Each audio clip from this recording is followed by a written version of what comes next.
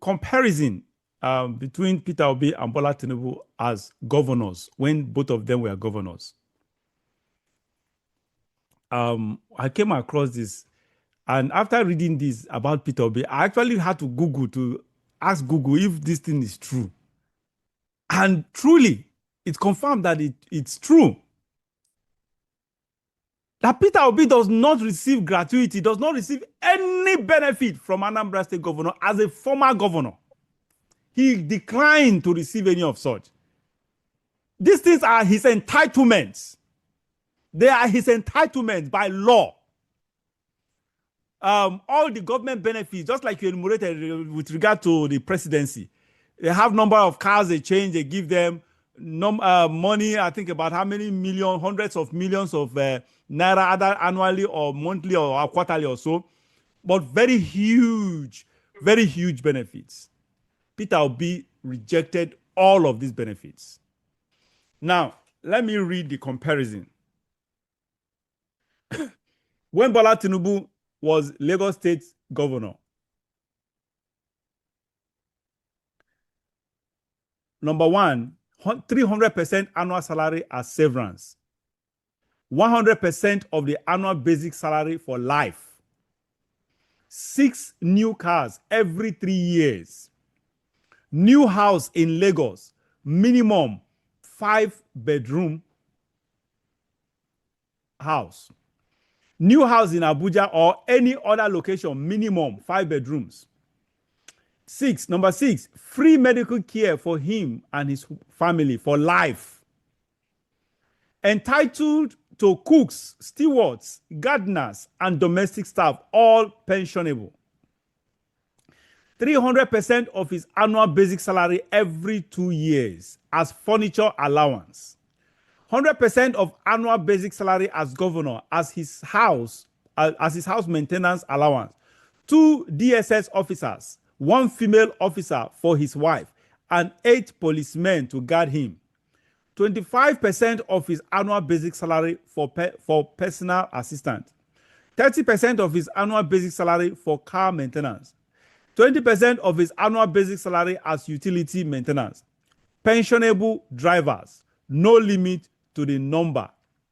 Then, Peter Obi, Anambra State, since leaving office. This Bola Tinubu, since he left office, this is since Bola Tinubu left office, so these are his benefits. Now, in the case of Peter Obi, after leaving office, no gratuity, no pension. You know, gratuity, usually, governor, the moment, when you are leaving, when you have finished your term, they pay very huge. Only God knows how many billions. Those such ones are not on record. They don't know. I don't know. God know how many billions they cut away with. No gratuity, no pensions, no houses, no cars, no land, no allowances, no maintenance, no personal assistance, no domestic staff, no SPVs, no alpha beta, no shishi from the state. You just confirmed to me that barrister, that Peter Obi, even as governor, he attended an MBA event in Kaduna State, driving himself to the event. That he personally drove himself to the event, no security personnel, no aid. So you are a key witness, a key witness to some of these things about Peter Obi. Honestly, I did not, especially this issue of all these benefits, some of these benefits, like this issue of pensions and houses, cars, and other stuff, other ex-governors' allowances. When I read this, I doubted it, and I went to do my research. And I came out to confirm truly that these things are true. Barrister, this man, I don't know, honestly, this man, do we have a record of any leader in Nigeria with all these virtuous dispositions? Do you have anyone in mind? Anybody who can compare him to Peter Obi? A leader? Not at all. Not at all. Maybe some of the Second Republic politicians, but certainly not of recent, not our recent politicians. This man is not a Nigerian. Remember that law that was passed in Lagos State. Lagos State led the way to pass legislation for benefits to the Ex-governors. ex-governor, ex-deputy governor. I think speaker was involved and deputy speaker. And when they passed that law, almost all the State House of Assembly keyed into it and Yes, passed. Each I of the remember states yeah. tried to pass their own district for their governors and their speakers and deputy governors. So Lagos started it, and then it was copied by virtually all the states. So the governors are having a field day. Apart from what they stole, what the office, this one is another kind of theft from the national. Although this one is legalized theft. State treasury. It is unbelievable. The lack of empathy with the common man that our politicians have. And that is why I keep emphasizing the difference between Peter Obi and the rest of them. In the face of excruciating poverty, you have stolen much in 8 years of service as governor. You are super rich, and still you are not satisfied. After you leave for life, you are entitled to humongous benefits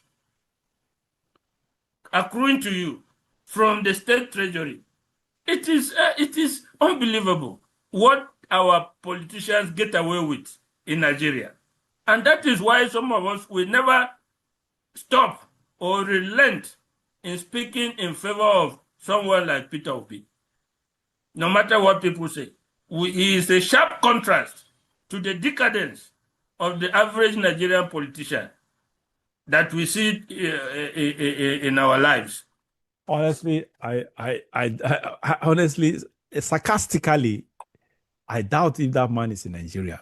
I'm telling you, because the Nigerian blood obviously don't flow through his veins. Obviously, the blood, Nigerian blood doesn't flow in his veins. That's just the reality, because this man is just, everything about him is just, it's really, really stands out.